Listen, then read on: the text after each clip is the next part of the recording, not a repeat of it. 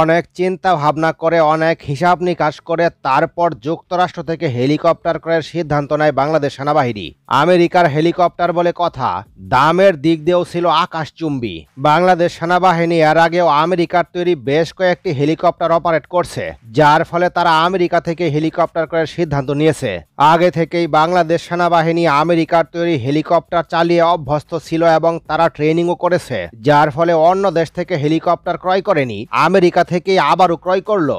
যেখানে উল্লেখ করা হয় মার্কিন যুক্তরাষ্ট্রের প্রতিষ্ঠান বেল কোম্পানি থেকে 4টি হেলিকপ্টার কিনবে বাংলাদেশ সেনাবাহিনী। এগুলো বেল 407 মডেলের স্পেশাল মিশন হেলিকপ্টার। প্রথমে 4টি হেলিকপ্টার ক্রয়ের ঘোষণা দিলেও পরবর্তীতে এর সংখ্যা আরও একটি বাড়িয়ে মোট 5টি হেলিকপ্টার ক্রয় করা হয়েছে।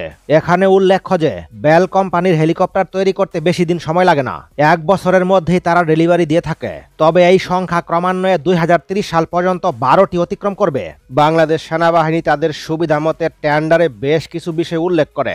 বাংলাদেশ সেনাবাহিনীর অন্যতম শর্ত সর্বমোট 16 জন প্যাসেঞ্জার বহনে সক্ষম হতে হবে, অর্থাৎ স্পেশাল মিশনের জন্য এই হেলিকপ্টার ব্যবহার করবে বাংলাদেশ সেনাবাহিনী। হেলিকপ্টারের ইঞ্জিন হবে 2টি, কমপক্ষে 900 হর্স পাওয়ার শক্তি উৎপাদন করবে, একটানা 3 ঘন্টা আকাশে উঠতে সক্ষম হবে। এছাড়াও 600 কিলোমিটার একটানা উড্ডয়ন করতে পারবে।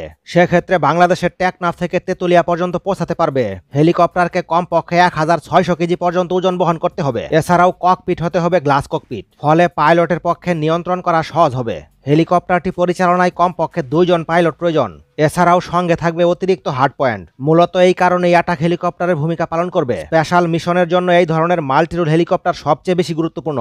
অপরদিকে এয়ারফ্রেম লাইফ টাইম কত বছর হবে তা উল্লেখ করতে বলা হয়। বাংলাদেশ সেনাবাহিনী আগেই মার্কিন হেলিকপ্টার অপারেট করছে, যার ফলে তারা পুনরায় আবারও মার্কিন কোম্পানিকে বেছে নিয়েছে। কেননা অন্য দেশ হলে মেনটেনেন্সে নতুন করে লোকবল প্রয়োজন হয়, আর এদিক থেকে বাংলাদেশ সেনাবাহিনী অ্যাডভান্টেজ পাওয়ার জন্যই মূলত এই সিদ্ধান্ত নিয়েছে। তবে বাংলাদেশ সেনাবাহিনীর চাহিদা কত বছর তা উল্লেখ করা হয়নি, কারণ পশ্চিমা দেশগুলোর হেলিকপ্টার কমপক্ষে 40 বছর অপারেট করা সম্ভব। এছাড়াও আবহাওয়া মনিটরিং সক্ষমতা থাকা বাঞ্ছনীয়। এছাড়াও টেন্ডারে উল্লেখ করা হয় নাইট ভিশন সক্ষমতা লাগবে। স্পেশাল মিশন পরিচালনা করার জন্য হেলিকপ্টার ক্রয় করলে অবশ্যই রাতে মিশন পরিচালনা করতে হবে।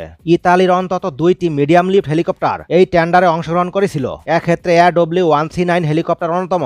লিওনার্দোর তৈরি এই হেলিকপ্টার বাংলাদেশের সকল চাহিদা পূরণ করতে সক্ষম ছিল, তবে সক্ষমতার দিক থেকে খুব বেশি আধুনিক ছিল না এবং এটির মূল্য ছিল 15 থেকে 16 মিলিয়ন মার্কিন ডলার। ইতালির তৈরি আরও একটি হেলিকপ্টার টেন্ডারে অংশগ্রহণ করেছিল, লিওনার্দোর তৈরি AW149 হেলিকপ্টার। পরিপূর্ণ প্যাকেজ সহ মূল্য 50 থেকে 60 মিলিয়ন মার্কিন ডলার। বেশি মূল্য থাকার কারণে বাংলাদেশ এই হেলিকপ্টারটি ক্রয় করেনি। এই টেন্ডারে ইউরোপীয় দেশ ফ্রান্স অংশগ্রহণ করেছিল। দেশটির একাধিক হেলিকপ্টার থাকলেও M225 হেলিকপ্টার টেন্ডারে অংশগ্রহণ করেছিল। এই হেলিকপ্টারটি বিশ্বে ব্যাপক জনপ্রিয় এবং মূল্য সাশ্রয়ী হওয়ার পাশাপাশি ব্যাপক কার্যকর। বিশ্বের অসংখ্য দেশ এই হেলিকপ্টার ক্রয় করেছে। বাংলাদেশ সেনাবাহিনীর সকল চাহিদা পূরণ করতে সক্ষম ছিল। পরিপূর্ণ প্যাকেজ সহ মূল্য 40 থেকে 50 মিলিয়ন মার্কিন ডলার।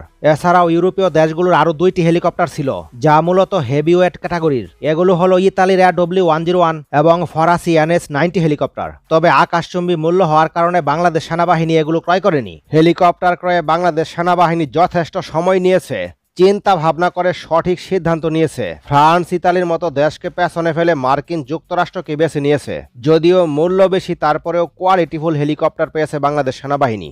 এ ব্যাপারে আপনাদের মতামত কমেন্টের মাধ্যমে জানিয়ে ফেলুন। পরবর্তী নতুন ভিডিও সবার আগে পেতে লাইক, শেয়ার, কমেন্ট, সাবস্ক্রাইব করে রাখুন।